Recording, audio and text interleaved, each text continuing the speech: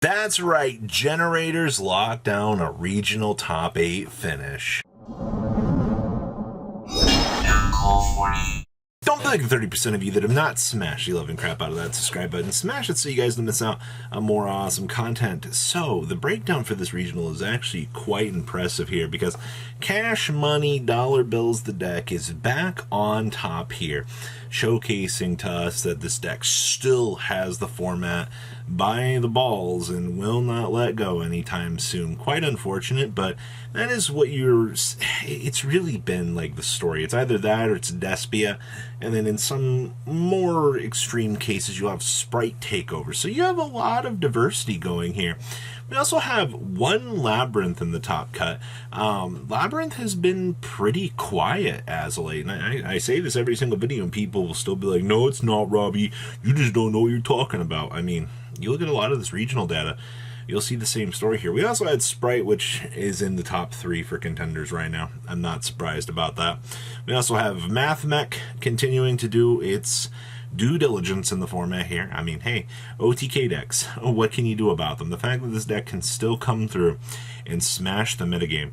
So many people don't really understand like why this deck still does what it does. I mean, once again, OTK shenanigans, you love to see it. We also had a Naturia Runick deck as well. Now, to be perfectly honest with you here, the whole Naturia Runick thing, it's been sticking around for quite some time. Decks don't know how to out, Barkion or Beast, and those two particular monsters put a tremendous, and I mean a tremendous amount of pressure on the opponent, and it really does put you into a game-winning position here at the end of the day. And then we had one Generaider actually coming through and smashing the competition. I actually am quite surprised to see that Generaider is the deck that was the big MVP out of this event. So that's actually incredible. Let's pass on over to those top deck lists now. Winning our regional here was actually Labrynth. Labrynth in one of the few scenarios right now that we've seen this deck climb up to the top here and grind down a majority of the competition here.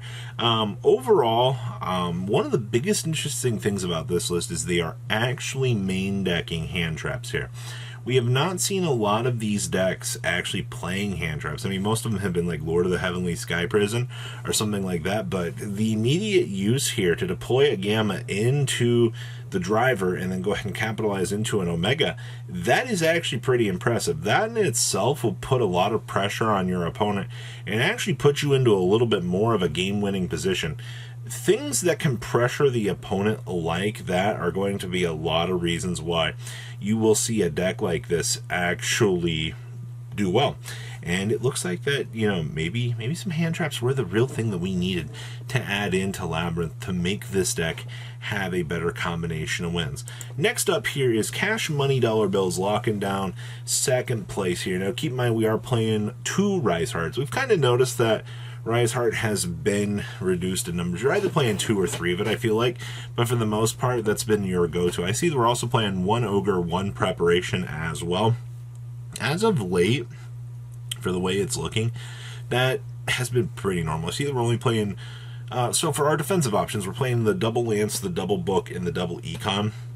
We've seen differences in some of these builds in terms of what they want to do for defensive options. We also have the crossout detonators. We have evenly matches in here. You have a lot of tools available to you to be able to make the best advantage tree that you possibly can here in order to paralyze the opponent. So good stuff. I'm very happy to see that this is the build that is actually kind of dominating things a little bit at this point in time. Good stuff, Cash Money.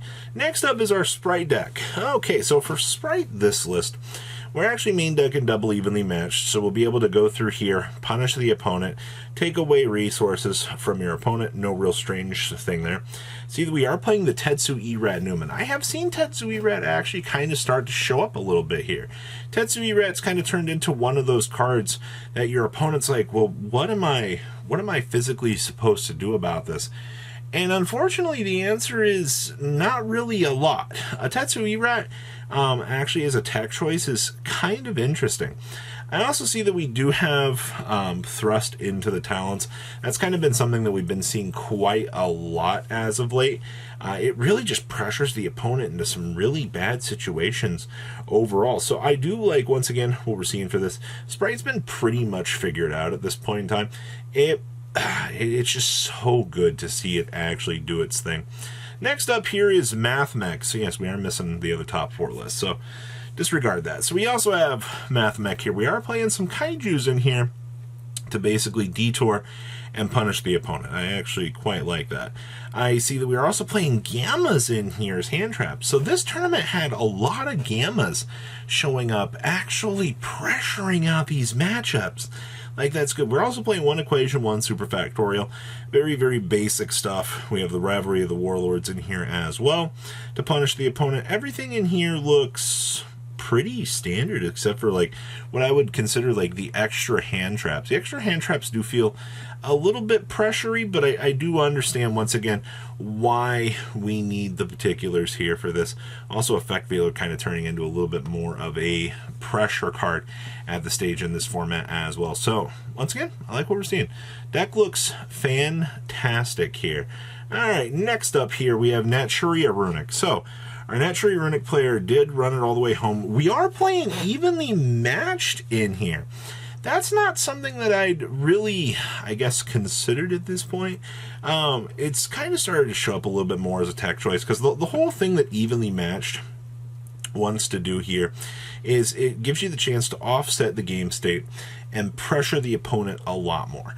And because you do see that transitional phase here of, you know, going second, getting the blow out the opponent, it's pretty strong. Now, I see we are also playing Grave of the Super Ancient Organisms in here as well. Those have been fantastic side deck cards this format.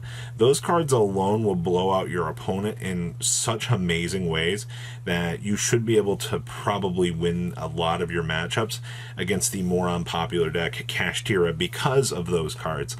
So overall, matchup, everything feels very good. Those Divine Carnates actually putting in work here. Next up here is our Generator list. Now, I didn't think that we would see a Generator list be successful out of the regional grind really anytime soon. Do keep in mind that this book is, or this deck is playing enemy controllers in it. We are playing 1 evenly matched because we are playing double thrust. So effectively, you'll be able to toggle into the power of evenly matched here, which is just a 1-up, by the way. Considering the fact that thrust will get you into a decent amount of resources here, I mean, you can toggle for the talents, you can toggle for the evenly matched. It depends what you're against that you are going to need whichever resource for. Now, on that same equation here, do keep in mind that you are still playing generators. You also have the advantage of your opponent not knowing what to do, and they're probably not going to stop your field spell from actually resolving. Those are usually the big advantages that this deck has going for it, is if the opponent doesn't know what they want to do. You also have access to Utopic F-Zero that I'm seeing down there in the extra deck. And also the new Generators, like a fantastic extender for this deck. Also, with the Herald to drop the Terias Harakiri, you get a lot of cool things that I don't think a lot of people would really consider. Also, the World Legacy Monstrosity is pretty freaking good, man. Like, you have so many cool things going about this deck that at the end of the day, the power that Generator actually has on the format is actually quite impressive. I see that we're also playing the Heralds down here in the side deck as well. I like what we're seeing. It's very, very nice. So overall, Generator actually getting a pretty big W here. You really do love to see that. Next up here is our last Kashtira deck here. This build is playing Preparation Ogre, which have become staples at this point. So many of these players are looking at these and they're like, all right, we're playing the books and the lances for our defensive options. So you'll be seeing a lot more of your standardized stuff. And of course, we're siding the 3 Nightmare Corruptor Iblis, the absolute monster that you love to see here. We also have triple evenly matched in here, and we are siding a thrust. So effectively, you have access to triple evenly matched. You know, I perfectly understand why certain people don't enjoy this matchup. So that is your breakdown for this regional.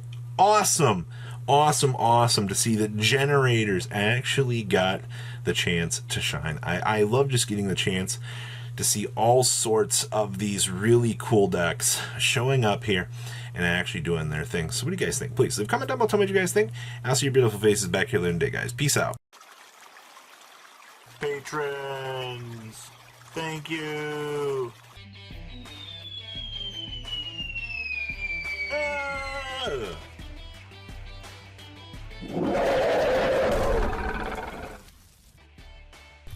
Thank you so much for watching. Check out these other videos.